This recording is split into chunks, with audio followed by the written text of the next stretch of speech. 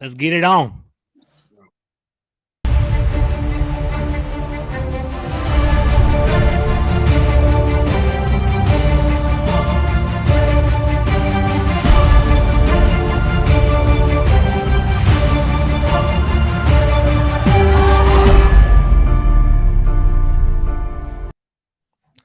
What's up, everybody? It's your boy George Carmi here. Thank you for spending your wonderful Friday evening with us talking NFC East football. I'm here with my man JC from JC Sports Talk Podcast. How you doing today, bro?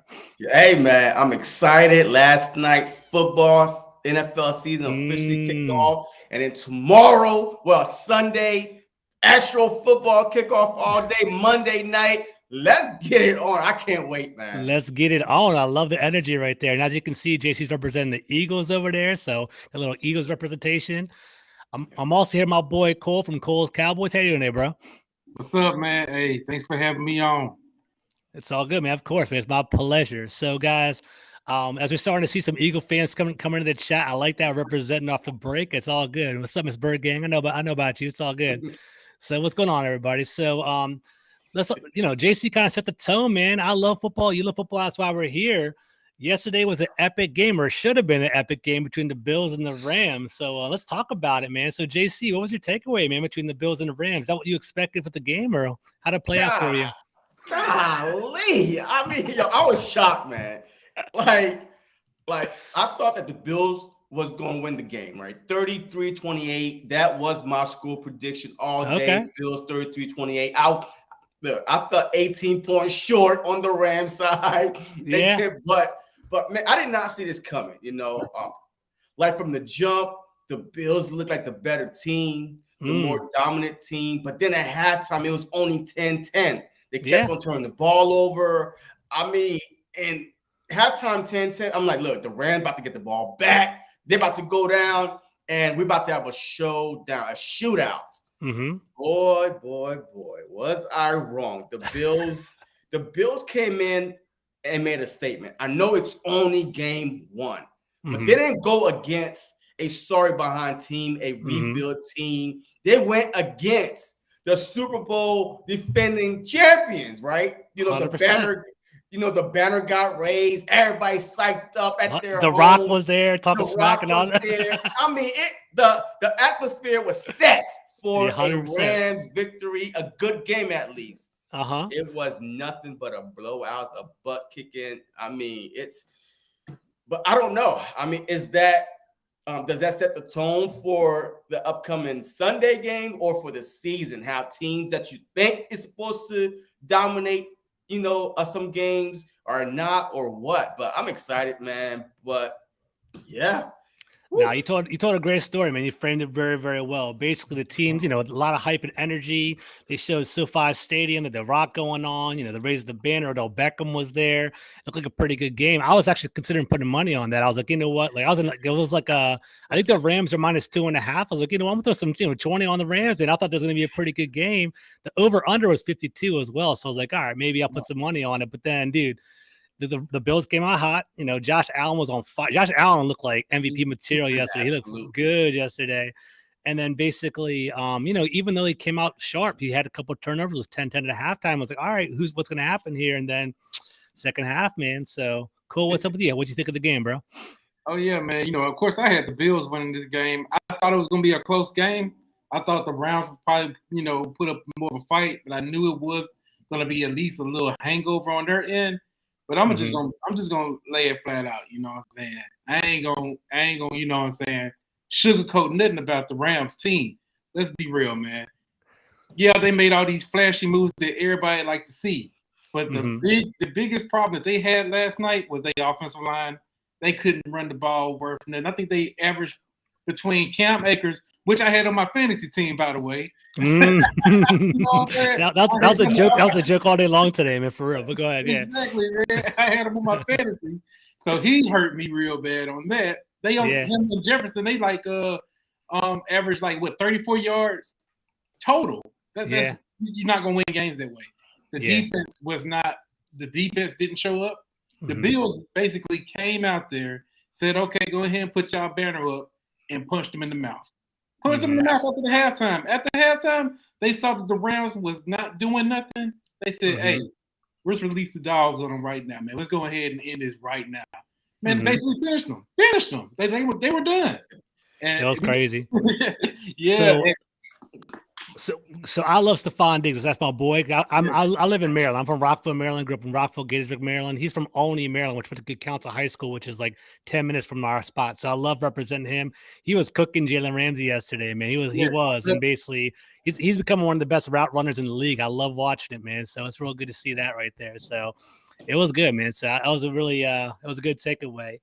But see, I think real quick. See, I think that the Bills had this sour taste in their mouth from the way last season ended. You know, overtime to the Chiefs. I mean, they were at least they put up a good fight, and then you go see the banner that you like. Man, we should have probably be playing in Super Bowl last year, and the banner came down. They got Von Miller. Von Miller is trying to become the first player to win 3 Super Bowls with 3 different teams. That'd be awesome. That'd be impressive, right? I mean, they got a lot of motivation. Their defense, number 97, Phillips up in the middle. I mean, them boys, like last year, that was a little bit of the weakness. And then White got to come back still. Remember that he wasn't out there.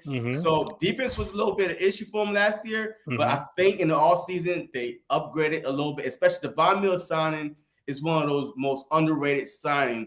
I agree with that. One piece away. He had 2 sacks yesterday too, which was very impressive, right? So it definitely was eye-opening. And another thing that was eye-opening to me was the Bills' defensive line that you were trying to talk about, JC. Like, I don't know if it's the Bills' defensive line or the Rams' offensive line. You know, it's one chapter in the story, kind of figuring that out as we go. But basically, we'll see how it plays out. But it was a pretty big game over there. My boy Gunny, man, I love his firing shots in the chat right now. Saying Cowboys done too. I like this. Okay, good stuff over here. What's up, Coach Dante? What's going on with you, brother? How you doing? What's up, Coach? What's going on over here? Nobody thinking about last year, but the Eagles. Okay, and then here we go. We got Sadiq Charles basically representing fam. What's up, man? So it's good to see y'all today. That's cool, man. Before we pivot into our NFC East talk, let's start off with Cole. You know, the Rams, man, they were, I would say these two are big favorites to win the Super Bowl. Yeah, at least the Bills are the front runner to win the whole thing. Having the Rams knocked out, and I know you guys have high expectations in Dallas and Philadelphia. Does this change your perspective on the NFC altogether with the Rams getting knocked off? Would they look weaker, or was that just an aberration of a game and not really so good? Or what's your take so far, Cole? I never take week 1 serious. You know, week 1, you can't. What we saw last night, we can't be like, oh, yeah, the Rams, they trash. Now, I will say it's big question marks on Matthew Stafford because he did the same thing last year. He was just handicapped with their defense. So we'll see how he does this year. But I think that the Rams will pull together. They play the Falcons next week. They'll get their, get their flow back. The That's Falcons true. do that. So they'll get their get-right game next week. But as far as the expectations, I ain't gonna lie. Last night when I saw how the defense was responding and their offensive line was, I was like, shoot, they might not be the big boys on campus on the NFC. You know what I'm saying? Other teams might step up. You know what I'm saying? One particular team, we're gonna see what they're gonna do on Sunday. I ain't gonna name. You know what I'm saying? We're gonna talk about that today. We can talk about it. It'll be all good. But I think that we can give. I think a good margin of the teams in the NFC can put up a fight on against the Rams this season. I don't think they're the same team they were last year. One thing that basically kind of opened my eye was how bad Matt Stafford's elbow was. Like we kind of heard about it over the summer and kind of heard about what's going on. But I think it was what's his name? Whatever, the commentator, Mike Tirico. He was like, he's doing some added rehab and it looks like a baseball injury and something to be worried about. Like you never know, man. Like you never know what's going to happen. He might miss a couple games, so we'll see. And I'm actually really happy because in one league I have Kyler Murray and Matt Stafford on my fantasy team. And I was like, man, it's going to be a shootout. Maybe I'll put Matt Stafford in, but I'm very happy I left his ass on the bench because he wasn't looking too good. So it was all good over there. JC, how you feeling, man? Did that shake up the NFC for you? Just one game. How you feeling? Nah, it's only one game, man. If I learned anything from last year, I don't care, Gunny, from last year, you can start off, 2-4, 2-5, and still make a run at the end. It's all about who gets hot. But the first game of the season, emotional toll. I mean, everybody is like, the fans in the building. You've been having fun all day. You are expecting this big game at your house. Matthew Stafford, to me, yes, I think his elbow is hurting a little bit more than we anticipated. Mm-hmm. And with somebody, where is Allen Robinson? Where is that dude? I got a are funny. They missing Robert Woods that much? I got a funny tweet I'm going to show you. I'm going to tag y'all in it after the show. I don't know if y'all saw it on my feed, but it was hilarious. I'm going to tag y'all in it. Allen Robinson was gone and Cam Akers was gone. It was hilarious. So it's just like Matthew Stafford was going to Cooper Kupp over and over and over again. Mm-hmm. I mean, where was your big prize on offense that you called Allen Robinson when he was in deep talk with the Philadelphia Eagles, by the way. Mm-hmm. You know what I mean? Yeah, no, thank God. You know what, man? Somebody's an Eagles fan. I'm telling you right now, the man upstairs was looking out for the Philadelphia Eagles. The best thing that happened to the Philadelphia this offseason was not getting Allen Robinson. But still, A.J. Brown is way better than Allen Robinson. But, man, where was he last night? Was it game plan? Was it like it reminded me of OBJ when he first got to the Rams, where they couldn't really fit him in. Didn't even know how to use him yet. Later into the season. So maybe, but that was a big question mark. But the Rams was never good at running the ball, though. That's true. Last year, there wasn't really a dominant running team. They haven't been since Todd Gurley, on his shoes. So, they need to run the ball. The Rams are becoming like the Patriots a couple of years ago, where it doesn't even matter who their running back is. They're going to rotate it week to week. Like I have Darrell Henderson in two of my leagues. Yeah, Darrell Henderson retired, but I have Darrell Henderson in two of my leagues. And basically, I didn't start him. And it's like, potentially I'll start him next week. He'll be on the bench. Cam Akers will play. I know how it's going to work out. I have him on the bench, but it's like I don't trust any of them yet. And you're right. Like, Henderson played yesterday, but it wasn't dominant. He basically was kind of like 3 yards, whatever, and he had he had a 115-yard run. I think he ended up with like 77 total yards, but he didn't score. So it's we'll see what's up with that. So, but this is the best time to get a sucker right here. All right, they watched Darrell Henderson last night.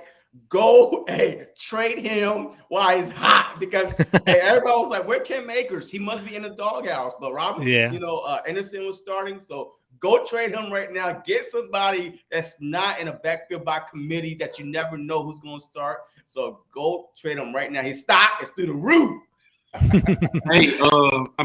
And one thing about Henderson, he's always hot in the beginning of the season. Yeah. But towards the end, they always phase away from him. Like I remember we played him in 2020 in that season opener. He was going in on us. You know what I'm saying? We couldn't stop him. Then later on in the season, where he at? Cam Akers came out, and that's when he made his debut. So it's confusing how the Rams rotate their running backs. Ever since Todd Gurley, they just haven't been the same. Yeah, exactly right. They ran him into the ground too. Yeah. I like what Steve Lupton's saying right here, man. Cooper Kupp, man, that's my boy. Last year I won the fantasy championship. I had Dalvin Cook, Josh Allen, and Cooper Kupp, and that man just went off in the playoffs. Yeah. So I'm all about Cooper Kupp, so we can represent him all day long. So I guess one question before we pivot to NFC East, because this is a question I posed on Twitter. How come Cooper Kupp doesn't get his flowers, man? I feel like everyone represents, Justin Jefferson, Devontae Adams. People love those other guys, but they don't give Cooper Kupp any props. Cole, how you feel about that? I just feel like, nobody was really people was talking about Cooper Kupp previous to last year, but he's not one of those popular picks that, I feel like most people think, okay, Cooper Kupp had an amazing season last year, but when he continued, you know what I'm saying?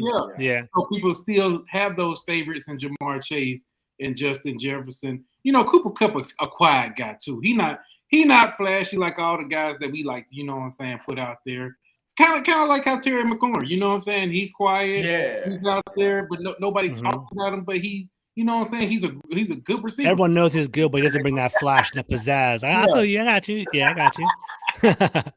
JC, you got anything to add to that, or are you good?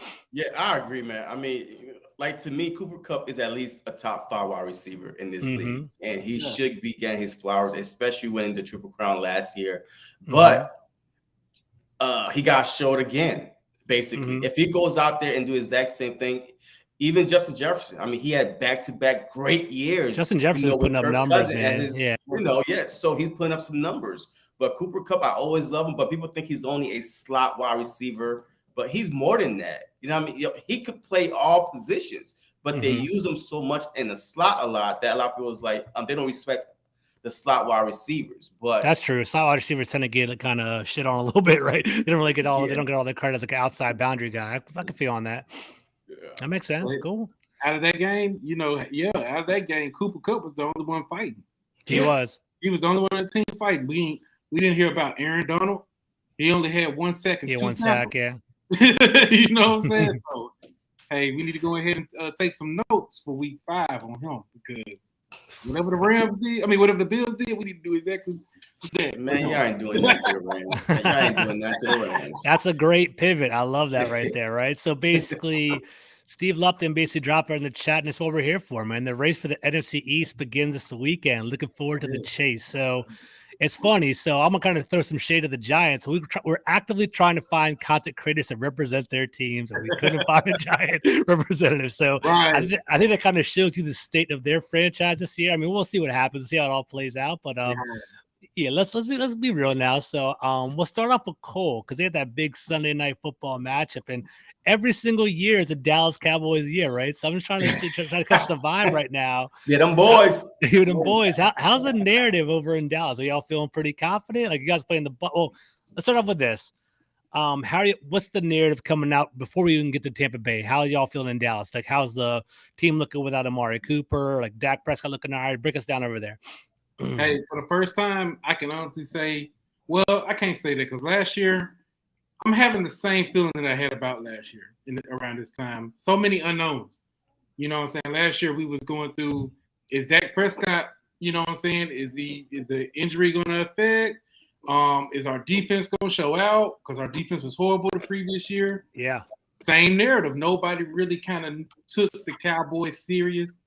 And then whenever we have that type of, stuff going on, boom, man, y'all had all those weapons. You know what I'm saying? Man, how would all those weapons y'all didn't make the Super Bowl? So I'm starting to see that something like that's going to happen again with the people. Because I got receipts, man. I got receipts about everybody saying we ain't got no weapons. That Prescott is going to struggle. I'm ready. Our offensive line is trash. So I'm I've been quiet. I've been, bad. And I said, okay, you got a point. You're right. We make no moves in the offseason. So when all of a sudden we move on forward, man, Jalen Tolbert, that dude a beast, man. Y'all got a weapon. I heard about Jalen Tolbert. Yeah, I saw him. Right now, he ain't looking too good right now. Oh, interesting. Okay, because I was about drafting him. He might not even dress out. That's how bad it did. But I'm just, long story short, I just need to see what the team going to do. I really don't, no, but I like it that way. You know what I'm saying? I like the fact that, okay, I want to see what y'all do. The expectations kind of low. The media trying to keep us up, but really everybody favoring, the Birds. So I like what we see. A measured approach for Dallas this year. Okay, it's pretty interesting. I like it. Okay. High expectations. All right. So on the flip side, okay, let's do this. We'll talk about the vibe before we get to the week one. All right. So the vibe in Dallas is kind of like, all right, wait and see. Things are different. I remember, I think last year, Cole, wasn't last year where like Dak Prescott's shoulder was hurt during training camp and wasn't practicing? Was that last year or 2 years ago? Move right now. Okay. All right. He's chilling. Okay. So Dallas has measured expectations. The Eagle expectation is sky high. I'm hearing about it every single day, JC. How do you feel about this? Hey, before I talk my Birds real quick, let me say something about the Cowboys, the reason why, right? The Cowboys, to me, is a team, whether they have talent or not, it's always an excuse. Always an excuse. For the longest time, they've always had the best talent in the NFC. Almost every year, like straight up. No quarterback struggles, really. Like the only team in the NFC, 6 years in a row with a consistent quarterback. Every team is like figuring out who is their quarterback, who's this and that, rebuilding teams. But they've been the only team that's been solid. So the whole sympathy and everybody think we ain't got that. We ain't trying to hear that no more. Carson Wentz took the Philadelphia Eagles to the playoffs with wide receivers off the practice squad, off the streets. So if he could do it in the NFC, so Dak Prescott should be able to do it with CeeDee Lamb, Gallup, and Tolbert, with y'all 2 tight end set. So I'm not feeling sorry for them. I'm telling you this right now. I've been trying to tell people, I'm like, look, Dallas Cowboys, they're the champ. All right. In order to be the champ, you got to beat the champ. They won the NFC East last year. I still think this is a 2-team race. No offense to any team, but the Commanders and the Cowboys, right?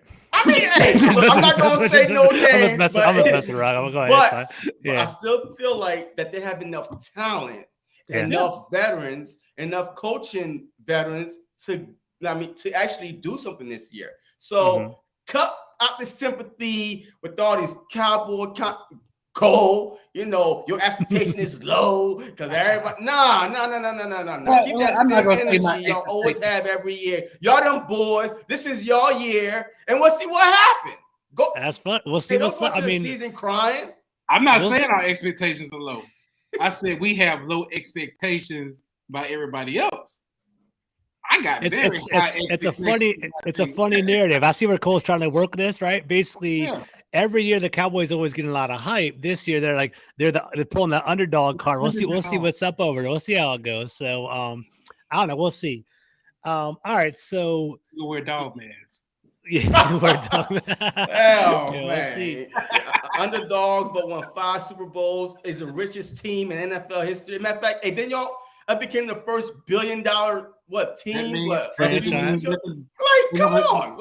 Y'all would never be underdogs. I could have old people out there, grannies, grandpas. Y'all would still be the favorite. Truth be told, right? So I was at that Cowboys Washington game last year. Y'all looked like a menace, dude, especially Micah Parsons. And I was like, man, if they can make a run in the playoffs, and then by God's good gracious, y'all got knocked out in the first round. I'm like, all right, thank God, everyone's happy now around the leagues. But we'll see. I thought you guys had that window last year. I think it kind of closed a tiny bit, but we'll see if things change. But let's talk about this then, right? So week 1, playing against Mr. Tom Brady, Mr. 46-year-old man himself. How you feeling about the Buccaneers? Do you feel like you guys have a shot in week 1, or that's a pretty big game? Cool. I don't fear the Buccaneers. I don't fear Tom Brady. I believe we're gonna win. And let me tell you why. They got just as much problems we do. Godwin ain't 100%. Godwin ain't 100%. Julio Jones. The name sounds good. Yeah, Julio Jones has been washed for a couple of years now, honestly. For real. Yes. I love the guy. Let's be real. You know what I'm saying? The reason why I got so much hype about this week is our defense. I believe that our defense is good enough to go out there and give Tom Brady some problems, man. He already dealing with his midlife crisis with his wife. You know what I'm saying? He already getting plastic surgery. The dude, people be like, oh, don't sleep on Brady. Man, I'm tired of that, bro. Like my boy Michael Parsons said, it's time to get him out of here. It's time to get him out of here, man. And Michael Parsons is the key on that defense to get out there. We got all the pieces we need. They offensive line is weak. We need to come after Brady. We give Brady a hard time. We good.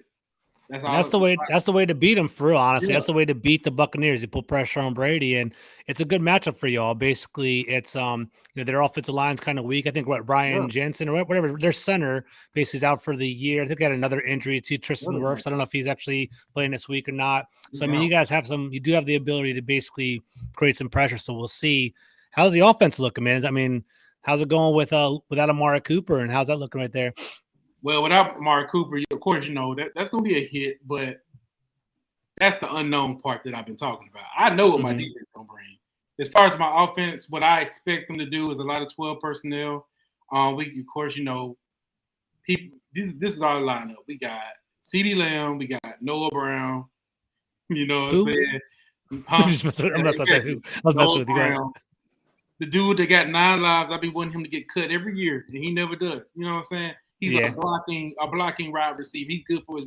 We don't need. We got. If a wide receiver is a good block, a wide receiver is not a good look. Right. That's what I'm saying. Brick hands. We had to rely on this dude at the Raiders game. Don't even get me started now. But but we got him. But the true number 2 wide receiver is Dalton Schultz, man. Dalton Schultz He's gonna be Franchise getting tag. touches, man. So if y'all got him in fantasy, like I do, I'm starting him on that game.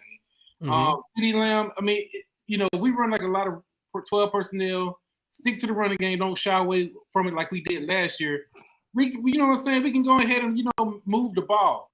Another thing too, special teams. As y'all know, we got Turpin up there. Turpin don't even have to take it to the house. What's up, boys? Just get us into their territory, and we'll work from there.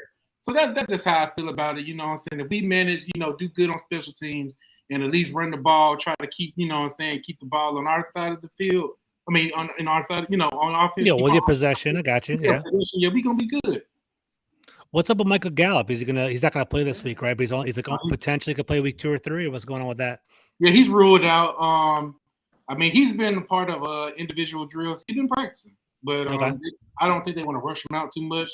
I expect two to at least 4. Week 2 to 4. We'll see. You know what I'm saying? I wouldn't want to rush him out there.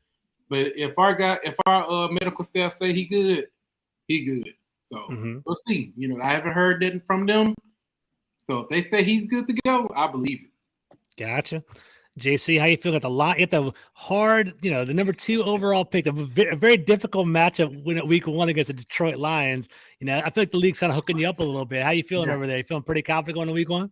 Nah, it's a trap game. Oh, okay. It's a trap game. You know what I mean? Like, it's a trap game. The league screwed us. You know what I mean? Yo, they gave us America's new Cinderella, right? You know what I mean? Hard knocks. People crying. Coaches is making emotional speeches and stuff. You got players breaking the huddle, tears flowing down, talking about, we don't Look, man, they are the new America's team, right? It's a sold-out game, too. You peep that? It was a sold-out game. It's a sold-out game, but I think it's mainly the Eagles, though. Because the Philadelphia Eagles, they travel very well. You should know, your own stadium be bleeding green when we played the Commanders. In Dallas, right? No. In FedEx, okay, just clarify real quick. It's all good. Go ahead. I live about 30 minutes away from y'all stadium. I'll see you week 3. I'll be there, man. Yep, That'll be awesome. That'd be cool. That'd be awesome. But Eagles, man, look, the schedule favored them to start off hot. You know what I mean? They do have the Vikings, which ain't gonna be no joke, home opener. But against the Lions, you can't look past the Lions to worry about the home opener on a Monday night. So the Lions are not a team to be slept on.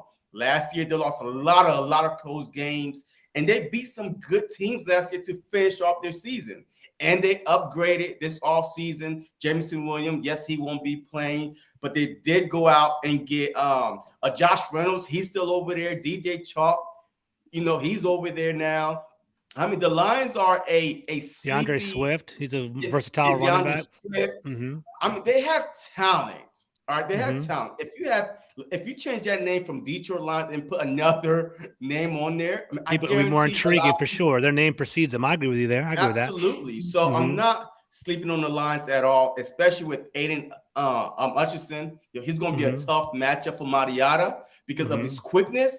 But I think that Mariota has been in the league a few more years, that he knows how to handle, that type of guy. And guess what? We have a mobile quarterback. So let this happen. Hey, he kind of beat Mariota. Hey, Jalen Hurts is going to run. So he's not going. Hey, you saw it last night watching Josh Allen, right? Like, you want your guy to use his full potential and not try to be something he's not. All right. So I feel confident going into that game, but at the same time, I'm not sleeping on him like a lot of Eagle fans are. This ain't no cakewalk. You have to play the game. All right. The game is not played on paper, it's played on the field. And you got to treat, Jason Kelsey said it best, we haven't won shit yet. Like, there's a lot of rumors out there, and trophies are coming down, and Super Bowl parades. We haven't done anything because we got some good off-season acquisition, and the draft went well. But that doesn't mean anything. So we'll see on Sunday. But I'm ready for the game for sure. And it's going to be on Jonathan Gannon. Like, we don't know what he's capable of doing yet. Last year, he cried about his defensive personnel. He didn't have them. Now you got Hassan Reddick, Kaiser White, Jordan Davis, James Bradbury, C.D. Deuce from the Saints, a couple weeks ago. Now you got to. That was a good pickup. Exactly. What are you going to do with it though? Like you can have all these toys, but are you going? Do you know how to use them properly? So, but we'll see after week 1. But I definitely feel confident enough that we're going to go to Detroit and run it down the throat. Especially yesterday when I had a Detroit line content creator on my show, he told me, "Yo, their linebackers is weak. Their their defensive back is weak, so you could run on them. So there's no need to get out of character because you got AJ Brown and start throwing. Do what worked last year and see, and now adjust as the game go along." I feel you, man. So you don't have to tell me twice about dream teams and paying for free agents and doing all that, right? Because I'm used to that over here in DC.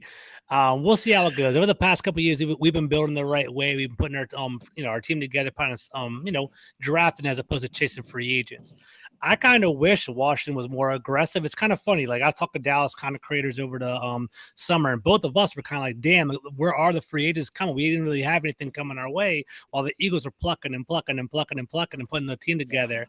And the thing that drove me crazy is like it's the running joke. I'll throw you guys a little bone right here. The running joke in DC is we call our team the Commanders, like Commanders and Panthers, because Ron Rivera basically just keep picking up people over and over again from the from the Panthers, the coaches and players, but he didn't get James Bradbury. And I was like, come on, man, out of all the ones to get, that's the one to get. I would love to have him on our squad. So we'll see how that goes. But we're playing. See one thing real quick. Go ahead. See one thing real quick. Like the Eagles, like they weren't free agents that they got. I mean, yes, Kaiser White and James Bradbury got released because of a contract issue, but they traded for AJ Brown. They traded for CD Deuce. I mean, they are trading for people that nobody is even looking at, because they think they can't get them. But Howie Roseman, as soon as he hear ramblings about, hey, this player is being unhappy, he's on the phone. Like this, this tweet was like, if Howie Roseman is calling you, don't pick up the phone. Like this dude is. So y'all in on Roseman now. Weren't you guys against him a couple years ago, right? Hell, JJ Arcega-Whiteside and Jalen Reagor. Oh, so yes. You guys were against him, and then AJ Brown to me from a third party was basically like, dude, I'm sick of drafting wide receivers and whiffing. I'm just gonna go get AJ Brown. That's kind of the story, right? That's what I'm thinking, right? So absolutely, yeah. If our GM had to ride around Dallas in a bulletproof truck, I'm sure they'll do good too. You know what I'm saying? Sure, y'all had the bully Roseman just for him to make good moves. Hey, that's funny. See, man. One thing about Howie Roseman, man, he admitted this past week, a few days ago, he made a mistake. Not a lot of GM, especially not Howie Roseman, come out and say, I made a mistake when drafting Jalen Reagor. If I could do it all over again, I would just pick the best player. He said it from now on, he will pick the best player available, not what he thinks fits, but the best player available. So it was music to the Eagle fans to hear him say that, because the past couple of drafts been hitting Alabama guys, Georgia guys. So now you see where they are leaning towards to. Hey, JC, who was the talk, like when people talk about BPA and messing with Reagor, who was the guy they could have had? What do you think? That would have been a good fit. Justin Jefferson.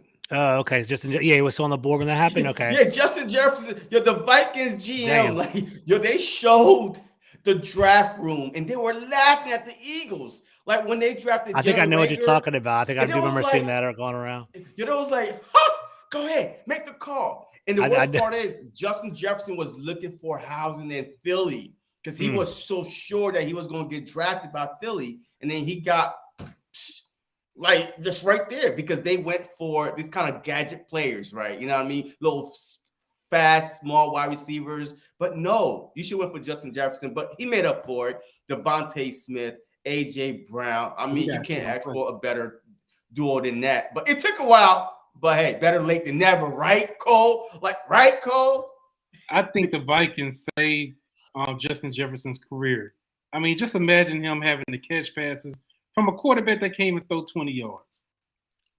Hold up, because Carson Wentz was the quarterback then. Carson Wentz was the quarterback. Well, that's even worse. See, all right, see. You know I'm being spicy, man. I got You're mute. Am I muted? No. George is muted. You're still muted. Can you hear me now? Yeah. Good. All right. Well, I'll say you guys brought up Carson Wentz. So obviously Carson Wentz is nice, right? So we'll kind of talk about that a little bit. We'll mess with you right there. So we'll bring it up. We'll talk about him in a minute. And, JC, give me some feedback. So Carson Wentz, and the Commanders week 1, we're going to see how that plays out. Speaking of draft picks, right? So Washington traded back. They had the 11th pick in the draft. They traded back to 16th. It had a domino effect there, right? We all wanted Chris Olave over in Washington. Chris Olave is a beast, man. So we'll see. That might be our regret in the future. We'll see how that goes. But I want to put it on your radar from like a Commanders fan, from like insider fan. Jahan Dotson from Penn State. We talk about this, JC. He's actually right now. He's looking pretty good. And we have a little trio here. We basically have Curtis Samuel, we have Jahan Dotson, and we have Terry McLaurin. And, we'll see if Carson Wentz can actually put it together. And JC, whenever you give me some feedback about him in a little bit. So we'll see if he can put it together. The domino effect with trading back from 11 to 16 basically created a lot of opportunities for us, right? So we traded back. We got Alabama's running back, Brian Robinson. He had 14 touchdowns last year, 1,300 yards. Did you guys see what happened to him at all? By anything? Yeah. He got shot in the leg. Shot, man. So basically, he was supposed to be our RB1. So we'll see how that plays out. He's actually for the Cowboys and Eagles listeners, he's lucky, man. He got shot in the glute and he got shot in the kneecap. When he got shot in the kneecap, it was more of a graze. Didn't hit any bones and hit any muscles. So he's basically he's doing all right. There was a talk of maybe him playing in week 1, 2, or 3. They're talking about that, but basically, what they did for his mental, they basically gave him a 4-week like a non-injury, 4-week, designation or whatever, just for psychologically, so he can have psychologically true treatment and just rehab and be ready for week 5. So we'll see what's up over there. So he was a beast, though. He was looking good during training camp, so that's kind of a hit for us. But we got Brian Robinson, we got Sam Howell as a result of that trade back too, and he might be, he actually was looking pretty good in training camp. Carson Wentz about to be benched. I don't know. We'll see. We'll talk about that. So I don't know if Sam Howell's going to see the field this year, but he looked pretty nice. It was like Sam Howell had the most passing yards in the preseason and looked pretty solid. So him and Kenny Pickett were looking pretty nice in the preseason. So we'll see. But I'm worried because just like you, JC, the Jaguars is a trap game. We'll see. And the Jaguars, they got rid of Urban Meyer, man. They got Doug Peterson from the Philadelphia. You guys know about him. He knows Washington pretty well. Trevor Lawrence might bounce back. They got Marvin Jones. They got Zay Jones. They got Etienne back. They got Christian Kirk, Evan Ingram. So they're starting to stack up a little bit. So we'll see. And Chase Young's going to be out for a little while. So we'll see how that plays out. But JC, what's your thoughts on Carson, man? Both of y'all, what's your thoughts on Carson? You guys think he's trash? What's your perspective on that? Look, I don't think Carson is trash at all. I just think that he has happy feet a lot. He doesn't trust his first read. His first read be there, and then he holds on to the ball too long. Man, I was fed up with Carson Wentz when we played Dallas, right? I think it was a couple of years ago. And I don't know, that was the ugliest play I've ever seen in my life on Sunday Night Football. He's running out the pocket. There's nobody there to throw, and he just holding it, and got sacked by a Brown, I think, and fumbled the ball. I'm like, what are you doing? It's plays like that I can't stand. But every once in a while, he'll give you, and Odini escape the pocket, throw on the run. He got a nice big arm, so because I think that he trusts his arm too much that he think he can make every single throw. That's the rumor. Yeah, and he can't. So because he doesn't trust his reads. That's why we won the Super Bowl with Nick Foles, because Nick Foles, when you lack talent, you're more rhythm. Exactly right. You're more coachable. But Carson Wentz. But hopefully, though, see, this is one thing I have to say about Carson Wentz. Maybe being let go by Philly, what traded from Philly, traded from the Colts, and going to y'all might have humbled him a little bit. And now he's more coachable, and now he could listen and actually take some good coaching. But I think that Carson Wentz, to me, is this might be his last chance as a starting quarterback. If he can't make it with y'all, 3 teams, 3 different years, he might be a career backup or something. But once again, his ego may not allow him to be a career backup. I'm with you 100%. Like, I think with Carson, he has been humbled. I think he does know this is his last hurrah. Because if he washes out here as a bad year, is proven to be basically another like malcontent in the locker or something like that, no one's going to want him. He's that talented guy that couldn't start and take over a team. Right? I think that's going to be his narrative. However, the narrative coming out of DC right now is that he's looking pretty good. Basically, he's one of the oldest people on our team, believe it or not. Like Ron Rivera did a good job of kind of cleaning out the trash, and we have like a whole bunch of younger players. I think Carson Wentz at age 29 is like one of our oldest players on our team, believe it or not. It's like him and like a couple offensive linemen are like in their 30s, and like he says it all the time. He's like he'll be like at the podium and be like, "It's awkward for me," like and he kind of jokes, "It's awkward for me to basically be in this locker room because I'm the one with kids running around. Everyone else is trying to go to the club and stuff like that." So he's and whatever. And I think he likes that because for the first time, people look up to him. And, maybe he does have the air of like, type A personality where I'm a big shot or whatever. Maybe that kind of lends itself to I'm the eldest statements in the room. I'm the oldest person in the room. And people kind of like that. But physically, I think he's the most talented quarterback we've had since, Kirk Cousins, RG3. It's been a while since we've had a real Case Keenum and a bunch of other stuff going on. So we're kind of excited to have someone with an arm. So we'll see how that goes. Cole, what's your perspective over in what's Dallas looking like when Dallas looks at Washington? What are they thinking right now? And keep it real. Do what you gotta do. Yeah. I mean, to be honest, no, not in my eyes, man. I believe that y'all like with getting Carson Wentz. I believe y'all can compete. You know what I'm saying? I got to see what your defense is gonna do. But offensively, I feel like y'all raised the bar a little bit higher. It just depends on how it'll be executed. You know what I mean? I want to see how y'all running game gonna be because y'all don't trust your running backs. You know what I'm saying? But as far as the wide receiving core goes, I have to admit that hey, I might have to look at Terry McLaurin a little bit because he actually has a quarterback that can throw the ball. You know what I'm saying? Carson Wentz. The only thing I can say about Carson Wentz though is he likes to play hero ball. You know what I'm saying? He can be going through a good stride. And then if the defense come up and it'd be like third, come up a little bit and they like third down and like say for instance 7 or something. He got to get the first down. And they coming for him. Instead of just, taking, flats, hitting, just try to, hit your cover guy. You want to go way downfield, you know what I'm saying? And throw a pick. You know what I'm saying? This stuff this happened when they played when they played. They played Kansas. Was it Kansas City, right? So you're talking about the preseason, or what are you talking about? I'm talking about when he was with the Colts and he was. Played the Jaguars. How they lost. Yeah, that's a I one there. don't think it's the Jaguar game, but it was one of them games. I think it was against the Titans or something. But he had threw that pick. They was in the game. They was in the game. He threw that pick 6 and it was over. Trying to play hero ball. He threw a left-handed football or something like that. Threw it. Yeah, that's crazy. He was about to get sacked, and then he just threw it like, where was that? I think to the Titans, I think he threw it. Yeah, they might have been Titans too, something like that. Just, at that point, take the sack. You know what I'm saying?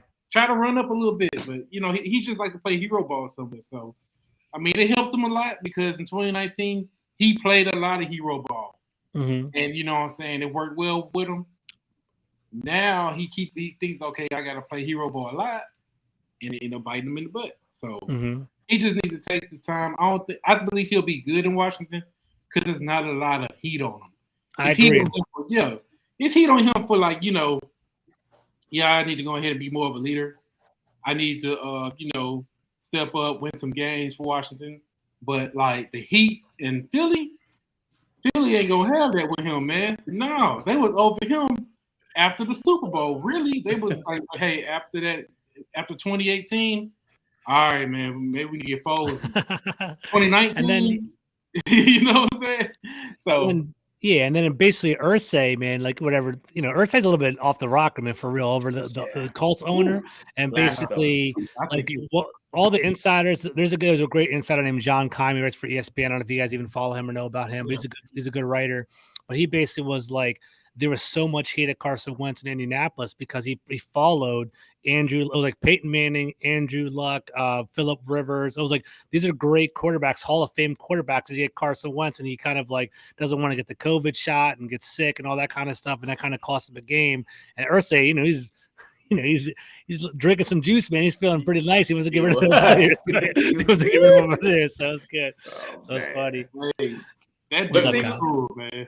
But see, look at this. See, the only thing I think is going to happen is when Carson Wentz have confidence, man, it's through the roof.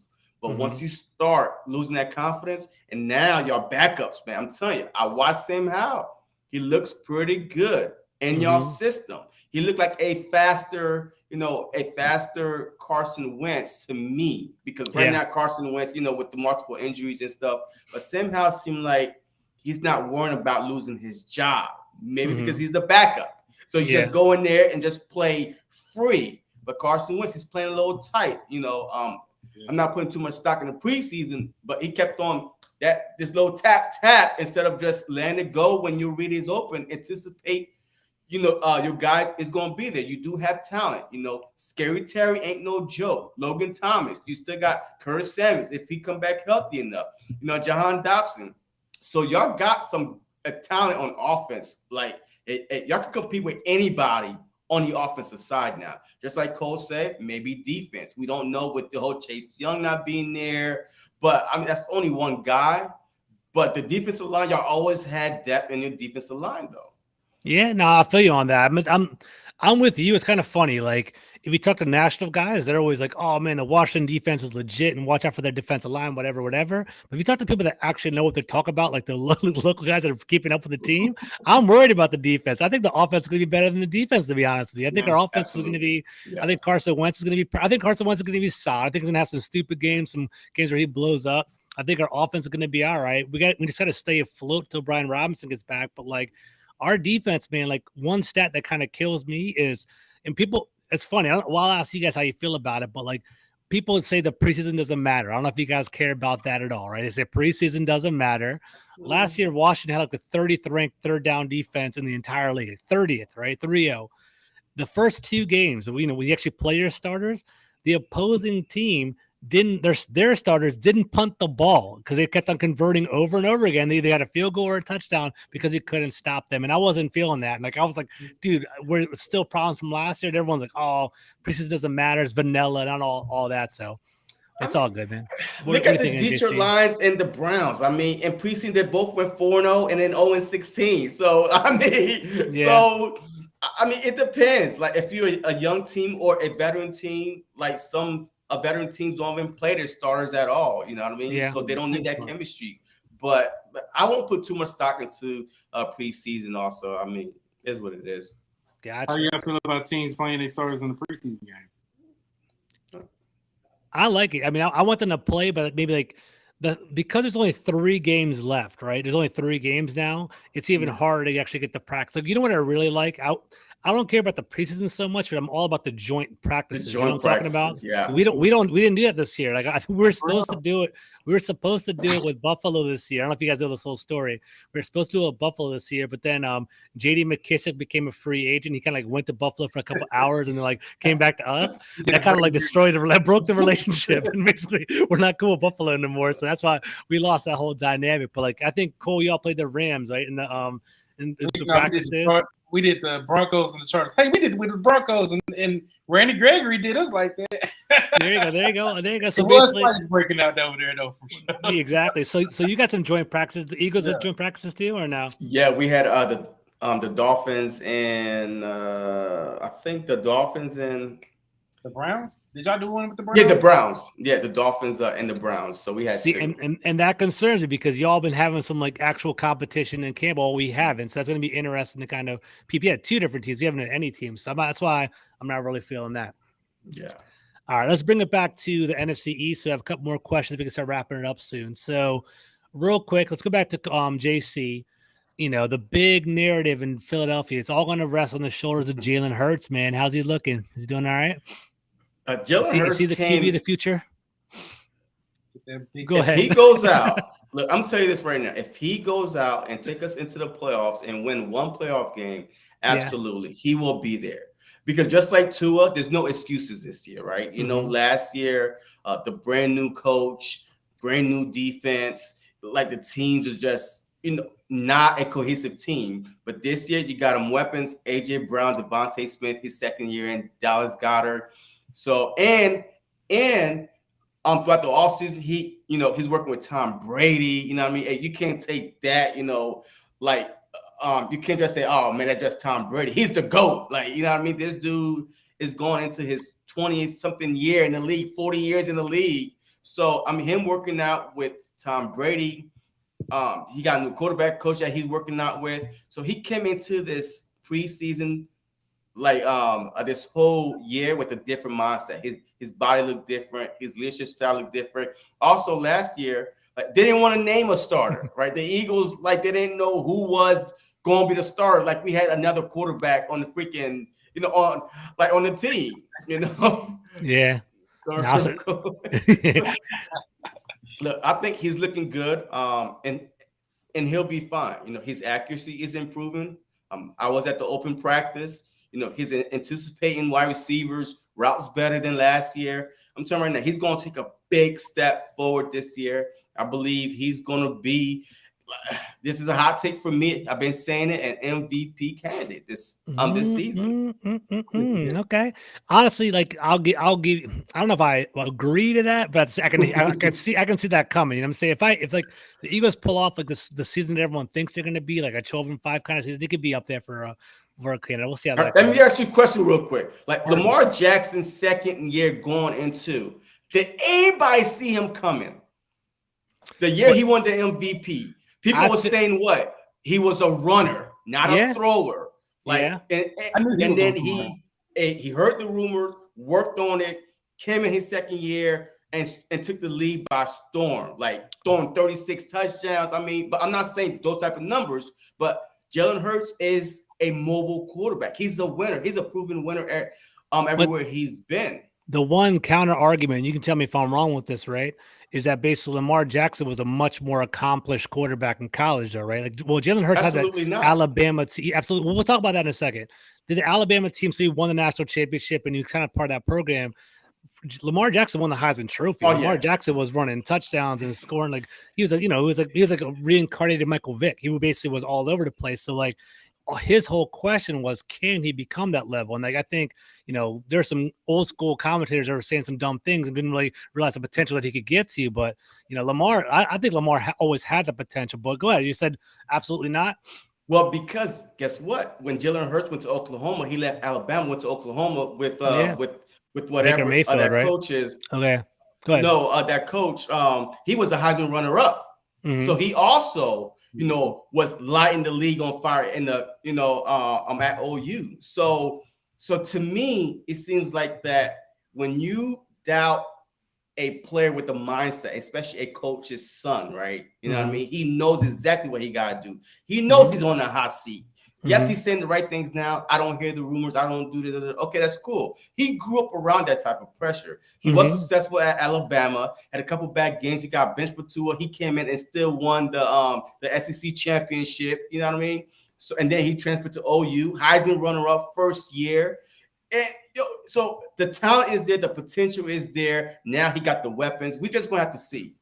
We do have to see. That's a whole story right there. That's a great pivot right here, right? So we have to see what's going on. Cole, I'll put a lot of pressure on you. Who's going to win the NFC East in your opinion? In my opinion, the Cowboys. Okay. Why is that? You can't even say that with a straight face. All right, yeah. We're going to be the first team out of the East since 2004 to run it back, man. Hey, our schedule favors us so much. Because we'll have a rocky start in the beginning, and then the rest of it is smooth. Rocky start to the beginning, okay. The rest of it is smooth sailing. Like I just know the Eagles gonna stumble, man. They gonna. We different, bro. Hurts, man. Different. Like, are we really putting a bag on Hurts, man? JC, come on. Man. The Eagles are built different. Y'all should see this year after year. Okay.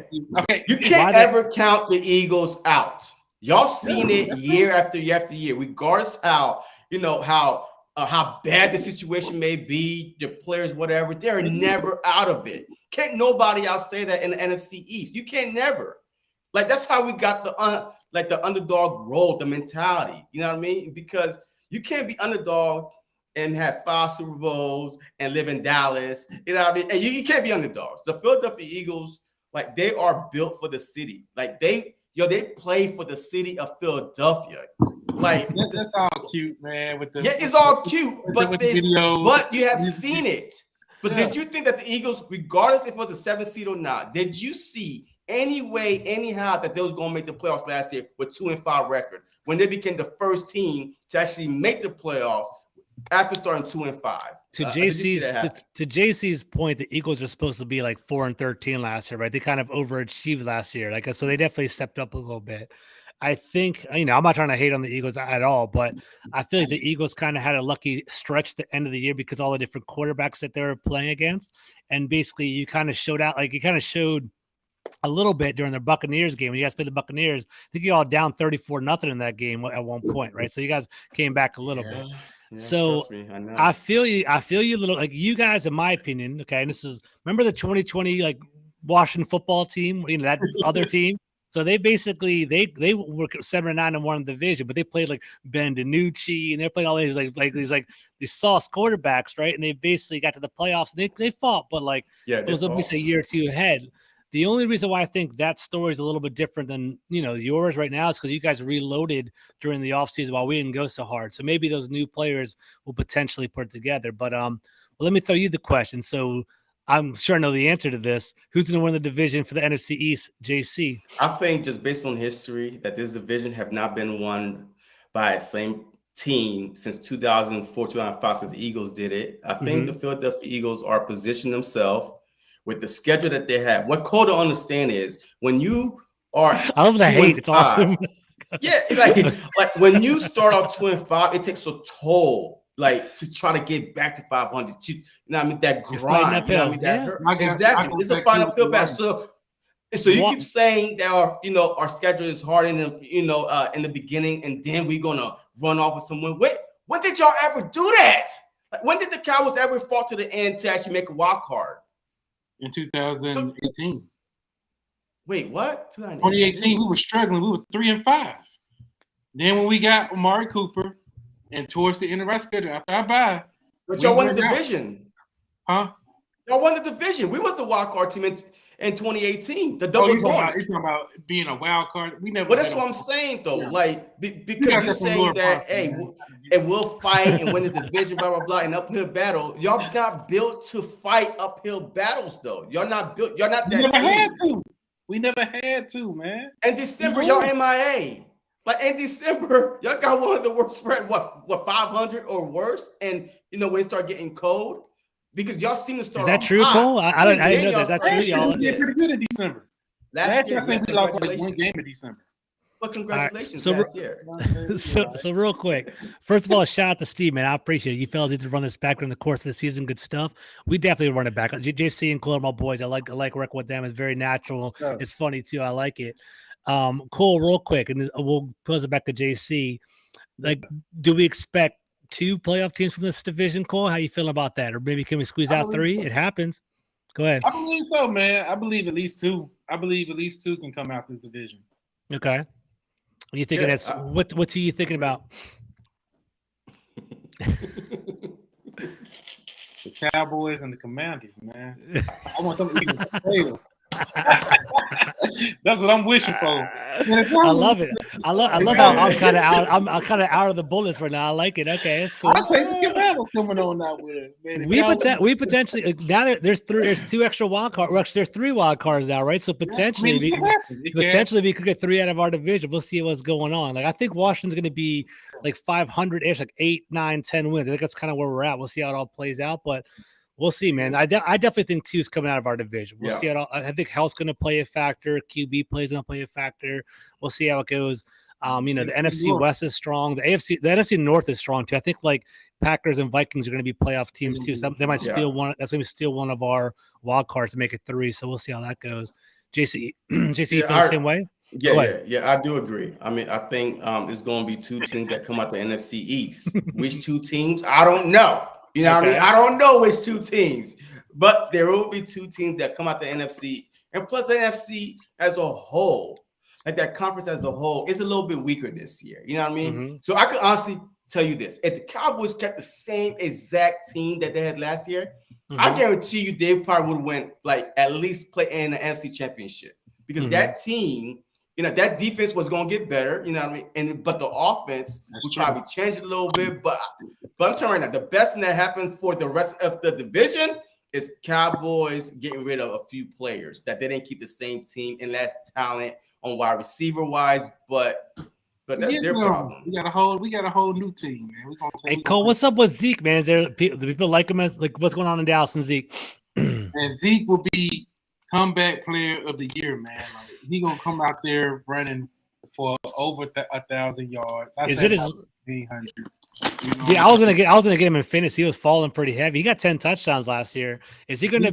What year is he in his contract? Is he still pretty year 3 or 4? Last year his contract. So do you think he'll get re-upped? How do you feel about that? I believe he will. I believe they'll keep him in Jerry Dallas. Jones. If he has a good year, we're gonna lose Pollard. Oh, that'd be crazy. Jerry Jones falls in love with Jerry Jones falls in love with players, right? So he might re-up Zeke because he wants him to market him and do all that. But that's what I hate. Goes. You know what I'm saying? If Zeke play, but hey, I like Zeke, man. Zeke, people be hard on him, man. His only bad season that he really had was 2020 when he was fumbling the ball and he was overweight and all that stuff. But he really he came back to got in shape, lost a lot of weight. He had a good season. He had a torn PCL and still ran. He made up them yards on the last game. When we started out, played the Philadelphia third string. He still played, man. But I believe hopefully Kellen Moore runs the ball with him more and utilize him the right way. Because I hate to say it, Zeke had his best years when he was under Jason Garrett. Okay. Ever since and Scott Linehan. Ever since Kellen Moore took over, Kellen Moore like to throw the ball. How's Mike McCarthy? Is he safe over there and as a coach, or are they potentially hot seat Sean Payton and all that? Man, the media making that story. They're making that story, and Jerry Jones ain't saying nothing about it because he likes the highlights and the storylines to circulate. He's not going to stop that. He's not going to stop it. That's true. He wants to bring the attention of the team. That's how he is. That's how he is. It makes a lot of sense. It makes me mad. So they're going to be talking about that all season. Especially if they lose a game. I feel you. Let's do this real quick because we're about at the hour mark. We're going to start wrapping it up. This is what I want you all to do. I want you to name me one breakout player for your team. Someone to keep an eye out for, a common fan, someone that doesn't really follow your team's breakout player for your team. And then give me an area of weakness that you guys still kind of have for your team, you're kind of worried about for the team. So, JC, we'll start off with you. What's a breakout player in an area of weakness? A breakout player, man, I could easily say Goddard, but I'm going to say Quez Watkins. Okay. Quez Watkins, I've been hearing about him for a minute. People they love him in Philadelphia. Yeah, he's an underrated speedster. He's arguably our fastest wide receiver on the team. He can return kicks. He's scheduled right now to return kicks, but we'll see. But he's our possibly our slot wide receiver, or they're going to push him to the outside. But either way, man, Devontae Smith and AJ Brown is going to get most of the coverage. So Quez Watkins this year, a good possession guy, and you need a first down, 3rd and 7, Quez Watkins, because he's always covered by the the worst of the DBs. Cornerback, exactly right. So yeah, him. And as far as weakness go, I have to say our special teams right now, because that's the unknown factor. I don't know who's going to return kicks. I haven't seen it.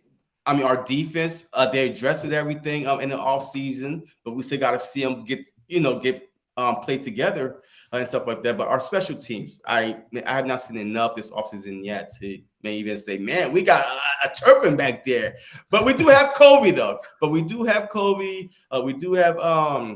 Devin Allen, the Olympic star. But we've got a couple potential, but I just haven't seen it. It's a big secret. But when Sunday comes, we will finally see who's going to return kicks. Even the media keep asking the coaches, but they won't. That's funny. It's like a hidden agenda. I didn't know that was going down. Yeah. All right, Cole. What about you, man? Who's the breakout player? Biggest worry? Yeah, breakout player. I say CeeDee Lamb, man. A lot of people throwing him down like he ain't no dog. You know what I'm saying? So I would like for him to break out. Show the league and the world that he can be a number 1 receiver. So, and as far as weakness is, of course, our offensive line. You know what I'm saying? Very, very concerned about that. I am. But you got Jason Peters, man, the savior. I didn't say he was a savior. I just said at least we got some depth because he's better than the guys that we got. I mean, it's 40 years old, man. That guy's old now. And that's bad. You know what I'm saying? So that's our weakness. I would like, I don't think it's fair for us to throw a lot on Tyler Smith and expect him to be the end-all, be-all for our offensive line because the front office has not set him up for success.